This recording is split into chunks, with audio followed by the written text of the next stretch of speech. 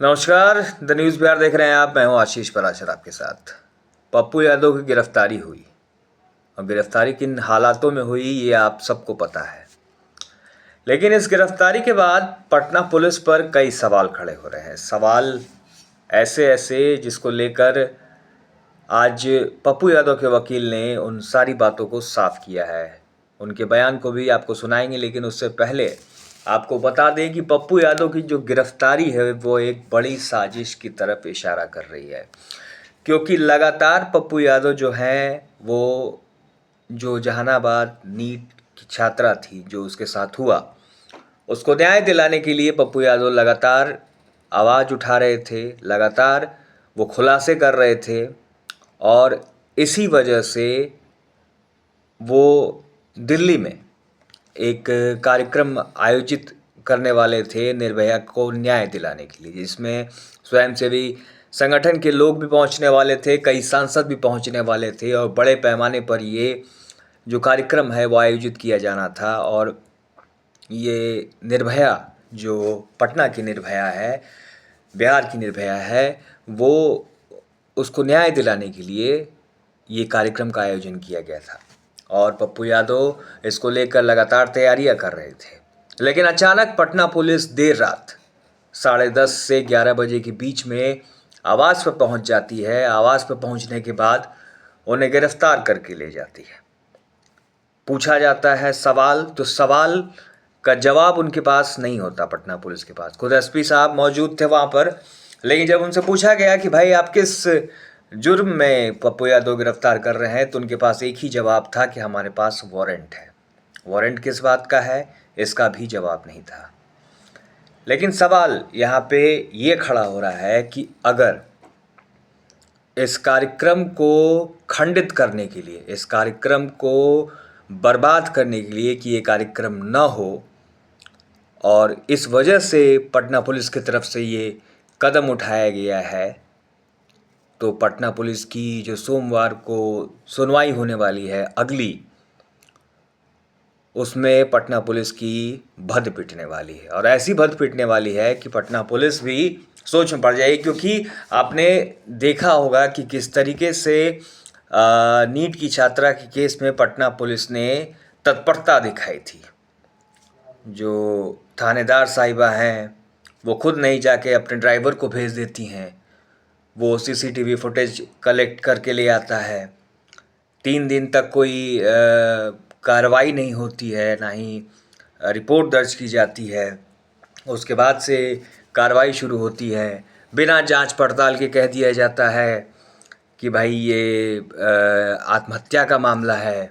लेकिन जब postmortem report सामने आती है तो बात कुछ सामने और ही होती है कि छात्रा के साथ दुष्कर्म हुआ है, छात्रा के साथ कई तरह के जुल्म किए गए हैं उस छात्रा पे। तो इन सारी बातों को लेकर पप्पू यादव जो है लगातार सवाल उठा रहे थे, कई नामों को गिना रहे थे।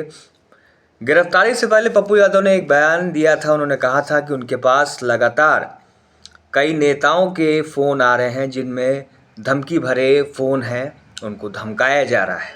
उन्होंने ये भी कहा था कि उन्हें मरवाया भी जा सकता है, कि जिस तरीके की कार्रवाई पटना पुलिस कर रही है अभी, उस हिसाब से अगर देखा जाए तो उन्हें मरवाया भी जा सकता है। ये पप्पू यादव का बयान था।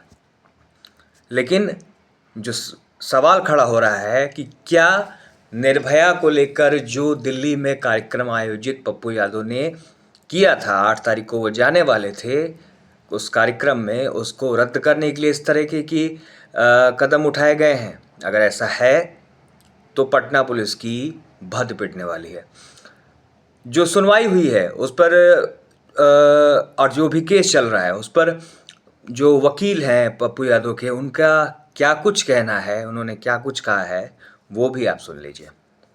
सुनवाई जो है सो सोमवार को होगी और उसमें जितना भी लैकुना था उन्होंने देखा कि मात्र 7वां महीना में इनका मिसयूज का बताया जा रहा है कि आपका बेल टूटा था और वो रिकॉर्ड ही कोरोना के दौरान रिकॉर्ड नहीं था। जिस रिकॉर्ड के नहीं रहने के वजह से जो है तो वो उसमें प्रॉपर पैरवी और हाजिरी नहीं पड़ रही थी। तो अभी इनका बेल बॉन्ड कैंसिल किया गया था। जज साहब ने कहा कि ठीक है, इनका स्वास्थ्य अच्छा नहीं है, तो इनको जेल में नहीं भेजकर पीएमसीएच हॉस्पिटल में भेजा जाएगा। निश्चित तौर पर देखिए ये इसलिए होता है कि वारंट ये लोग लेके रखते हैं, जब भी कोई आंदोलन होता है, कुछ होता है, तो सरकार के इशारे पर पुलिस काम करती है। कब किसको जेल में डालना है, नहीं डालना, ये तो सरकार के निर्देशों पे काम होता है।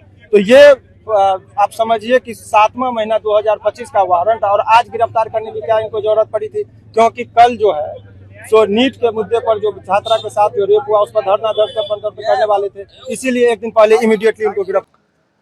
तो सुना आपने कि क्या कुछ कह रहे हैं पप्पू यादव के जो वकील हैं। उन्होंने कहा है कि जिस तरीके की कार्रवाई पटना पुलिस ने की है उसको देखते हुए हो सकता है कि आने वाले समय में पप्पू यादव को बेल मिल जाए, और पप्पू यादव जो अभी हिरासत में हैं, और पप्पू यादव जो न्यायिक हिरासत में हैं, उनको बेल मिल जाए, वो बाहर आ जाए। हालांकि बाहर आने के बाद भी पप्पू यादव का जो रवैया है वो वही रहेगा, क्योंकि पप्पू यादव अपनी बात से अलग नहीं होते, अडिग रहते हैं उस पर। और जो पप्पू यादव हैं उनको लेकर एक और बयान सामने आया है। जो विजय सिन्हा है उनका बयान ये सामने आया है कि उन्हें पता ही नहीं है कि भाई पप्पू यादव की गिरफ्तारी हो गई। एक सांसद की गिरफ्तारी हो जाती है और बिहार के उप मुख्यमंत्री को ये पता ही नहीं होता कि उनकी गिरफ्तारी हो गई है।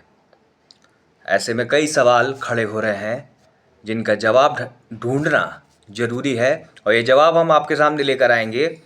तब तक आप हमारे साथ बने रहिए। और आपको क्या लगता है कि आखिर पप्पू यादव की गिरफ्तारी के पीछे का कारण क्या हो सकता है? कमेंट बॉक्स खुला है, आप ज़रूर कमेंट कीजिए, चैनल को सब्सक्राइब कीजिए, लाइक कीजिए। वीडियो अच्छी लगी हो तो दोस्तों, मित्रों, रिश्तेदारों को शेयर कीजिए। आपका बहुत बहुत शुक्रिया।